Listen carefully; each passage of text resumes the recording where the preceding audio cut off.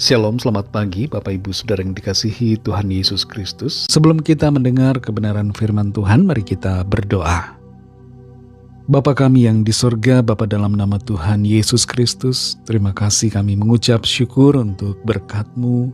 Hari ini kembali kami ada karena anugerah-Mu dan karena rencana-Mu yang baik buat kami.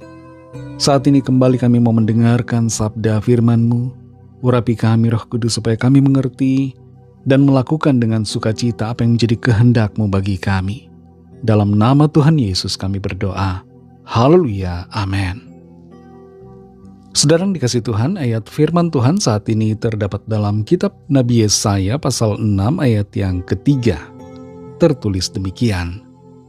Dan mereka berseru seorang kepada seorang, katanya, Kudus, kudus, kuduslah Tuhan semesta alam. Seluruh bumi penuh kemuliaan-Nya. Saudara yang dikasihi Tuhan, seorang dokter yang akan membedah pasiennya wajib mensterilkan tangannya dan tubuhnya serta wajib untuk memakai pakaian yang disiapkan untuk operasi. Tangan sang dokter akan dicuci sedemikian rupa sampai bersih dan menggunakan baju khusus kamar operasi dengan tujuan supaya tidak ada kuman, virus atau bakteri yang dapat mengkontaminasi pasiennya. Ketika dokter masuk ke ruang operasi, standar kebersihannya lebih tinggi daripada standar kebersihan yang biasa. Dan ibarat seperti inilah saudara, bagaimana Allah yang kudus itu menghendaki agar kita semua hidup dalam kekudusan menurut standar sorga. Dosa sekecil apapun tidak punya tempat di hadirat Tuhan yang Maha Kudus. Kekudusan Allah tidak bisa berpadanan dengan segala apapun bentuk dosa. Dalam Yesaya 6 ayat 3 ini tertulis, dan mereka berseru seorang kepada seorang, katanya, Kudus, kudus, kuduslah Tuhan semesta alam. Seluruh bumi penuh kemuliaan-Nya. Kata kudus dalam bahasa Ibrani disebutkan dengan kata kados, yang artinya dikhususkan atau dipisahkan.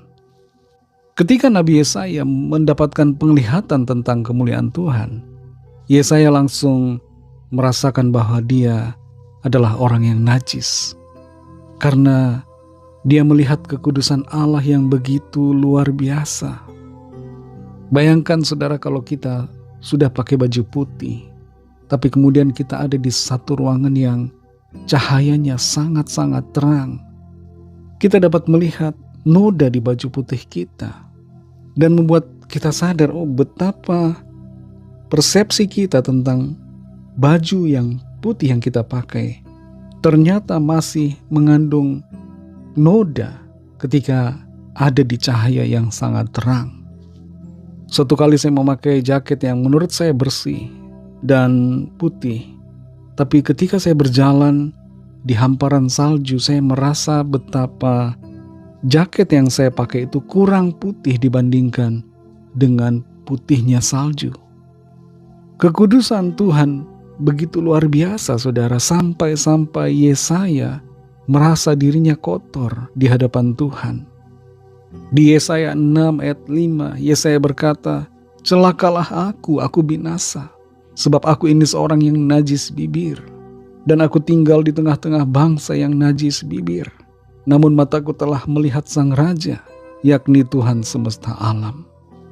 Menyadari kekudusan Allah akan membuat kita sadar bahwa kita butuh anugerah Tuhan setiap saat.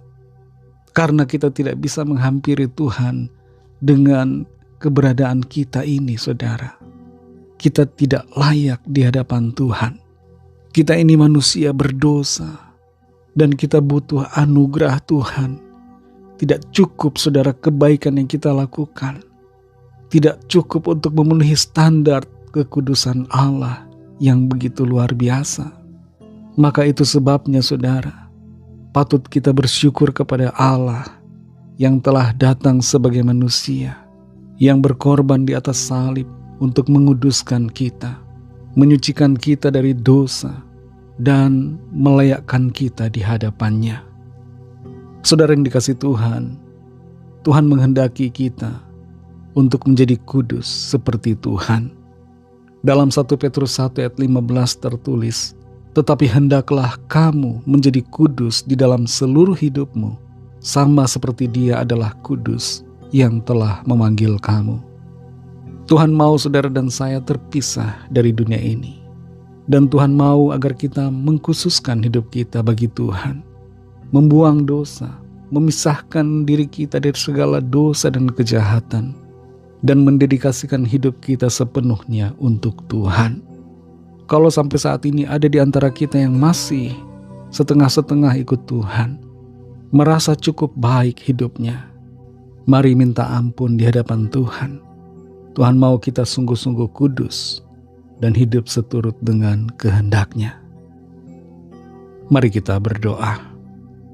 Terima kasih Tuhan Yesus, kami bersyukur untuk firman-Mu yang sudah kami dengar. Engkau Allah yang kudus. Kekudusan-Mu itu begitu luar biasa Tuhan. Kami tidak dapat mencapai standar kekudusan-Mu. Kami adalah orang-orang yang berdosa, penuh dengan kejahatan, penuh dengan kesalahan dan pelanggaran.